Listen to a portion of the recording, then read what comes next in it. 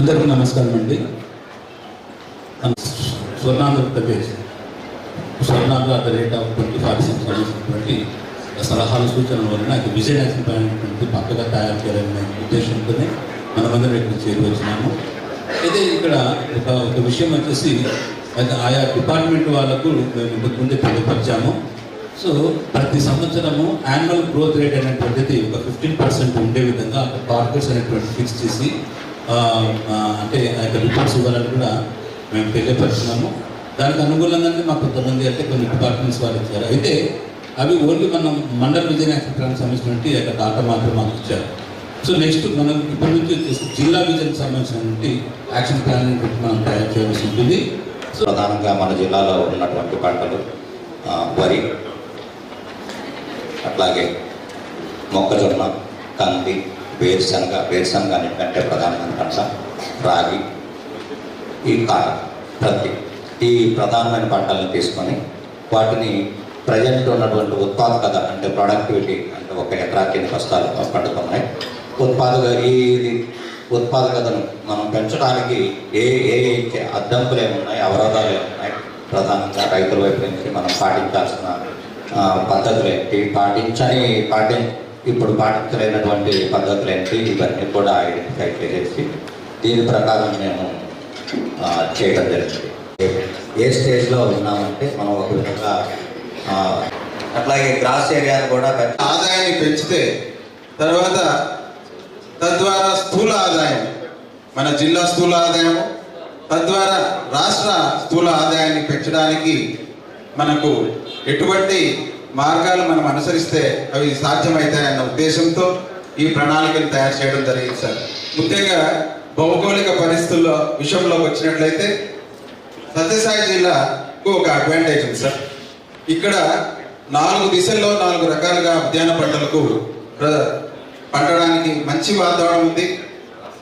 బయట అంతా కూడా ఇతర ప్రదేశాల్లో ఇక్కడ ఒక కరువుతో కూడిన వాతావరణం ఉంది అన్న పరిస్థితులు ఉన్నప్పటికీ ఇక్కడున్న పొడి వాతావరణం ఉద్యానవన పంటల పెంపకానికి చాలా అనుకూలమైనది sir. It is a blessing in disguise sir.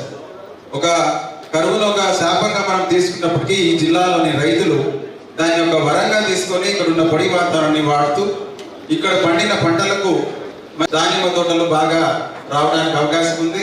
అదేవిధంగా కదిరి చుట్టుపక్కల ప్రాంతాలు కనుక చూసుకున్నట్లయితే సార్ మనకు మామిడి తోటలు మనకు మంచి రిజల్ట్ వచ్చి మామిడికి అనుకూలమైన వాతావరణం ఉండి ఇక్కడ పండిన దాన్ని అపిడా అనే సంస్థ ద్వారా ఎక్స్పోర్ట్ చేసింటే కూడా దాని పల్పు కంటెంట్ చాలా బాగుంది, నిల్వ గుణం చాలా బాగుంది అన్న ఉద్దేశంతో ఇక్కడ మ్యాంగోకు చేస్తే బాగుంటుంది. ఇక్కడున్న వనరులు ఉన్నది ఇంకొక అడ్వాంటేజ్ సత్యసాయి జిల్లాకి ఏంటంటే సార్, ఇది బెంగళూరుకు, చెన్నైకి, హైదరాబాద్కు సెంటర్లో ఉంది సార్.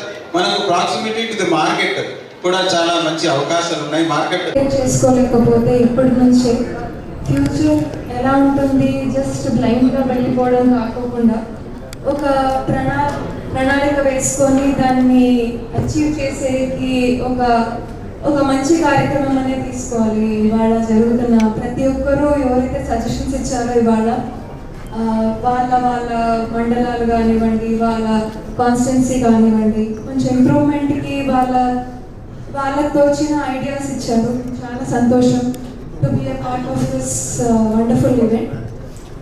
ఇందులో భాగంగా పుట్టపర్తి నియోజకవర్గం నుంచి కొన్ని సజెషన్స్ అండ్ మీతో కూడా ఓపెన్ డిస్కషన్ అని చెప్తున్నాను. ఇక్కడ ఉన్న పుట్టపర్తి వాళ్ళు and officials and officers, please మీరు కూడా ఇన్పుట్స్ ఇస్తే ఇందులో మనం ఏది ఫీజిబుల్గా చేయొచ్చు, ఏదైనా ఇబ్బందులు ఉంటే దాన్ని మార్చుకొని దాన్ని ఏమైనా ఇంకా రాబోయే 4.5 years ఏదైనా మార్చుకొని దాన్ని అచీవ్ చేసేకి ఏం చేయొచ్చో మీ దగ్గర నుంచి కూడా ఇన్పుట్స్ కోరుతున్నాను. 2047కు నారా చంద్రబాబు నాయుడు గారి ముఖ్యమంత్రిగా ఆలోచన విధానం ఒకటే, జీడిపిని 15% సాధించారు. దీనికి మా వంతుగా మాకు పాత్ర మీద స్పష్టత ఉండదు. మొదటిగా సూపర్ పవర్ ఎవరంటే రాజకీయ నాయకులు, అది అధికార పక్షంలో కావచ్చు, ప్రతిపక్షంలో కావచ్చు. We should have the rule clarity. మేము ఏం చేయాలా, మేమేం పని తీసుకోవాలి. దీంట్లో ఇందాక ఇక్కడ ఉన్నటువంటి వ్యక్తులంతా కూడా చాలా ప్రభావవంతం చేయగలిగినటువంటి వ్యక్తులు అధికారులే. వ్యవసాయ రంగం నుంచి చెప్పున్నారు, హార్టికల్చర్ నుంచి చెప్పున్నారు, అనిమల్ హస్బెండరీ నుంచి చెప్పున్నారు, అదేవిధంగా ఇండస్ట్రీస్ సైడ్ నుంచి కూడా చెప్పున్నారు. స్థానికంగా ఉన్నటువంటి పరిస్థితుల రీత్యా ఇప్పుడు నా నియోజకవర్గం, కదిరి నియోజకవర్గానికి ఉన్నటువంటి సమస్యలను అధిగమించడం ఎలా అనేది నాకు రూట్ మ్యాప్ ఉండాలా. అదే రకంగా అభివృద్ధి పదంలో మారుతున్నటువంటి జీవన ప్రమాణాల్లో, ఆర్థిక పరిస్థితులు మారుతున్నటువంటి పరిస్థితుల్లో, ప్రపంచీకరణ జరిగినటువంటి పరిస్థితుల్లో మా ప్రజల జీవన విధానంలో ఆర్థికంగా స్థిరత్వం ఏ రకంగా సాధించాలని ఆలోచనతో మేము ముందుకు పోవాల్సినటువంటి, స్పష్టతతో ముందుకు పోవాల్సినటువంటి బాధ్యత మా మీద ఉందని చెప్పేసి కూడా ఈ సందర్భంగా తెలియజేస్తాం. దీనికి భిన్నమైనటువంటి నియోజకవర్గాల్లో భిన్నమైనటువంటి పరిస్థితులు ఉంటాయి. జిల్లా కలెక్టర్ గారికి ఒకటే చెప్తున్నారు, ఒక ఎమ్మెల్యేగా మా ముఖ్యమంత్రి గారి ఆలోచన విధానం, ఈ ప్రభుత్వ విధానం, ఈ కూటమి ప్రభుత్వ విధానం, అదే రకంగా భారత ప్రభుత్వ విధానం కూడా మాకు స్పష్టత ఉంది. డౌన్ ద లైన్ మా ప్రభుత్వం యొక్క ఆలోచన విధానాన్ని తీసుకోవడంలో మా పాత్ర మీద మాకు స్పష్టత ఉంటే చాలు. రెండవది ఏమంటే, ఇందాక చేనేత రంగాలకు చెందినటువంటి వాళ్ళు ఒక గ్రీవెన్స్ చెప్తున్నారు. ఒక చిన్న సజెషన్ ఏమంటే, 9-14 మధ్యన కూడా నేను ఎమ్మెల్యేగా పనిచేస్తున్నాను. ఆ రోజుల్లో ఏ రకంగా అయితే ఒక రేషన్ షాప్లో బియ్యం ఇచ్చేవాళ్ళు సబ్సిడైజ్ రైస్, అదే స్థాయిలో సబ్సిడైజ్ యార్డ్ ఇచ్చేవాళ్ళు కేంద్ర ప్రభుత్వం తరఫున.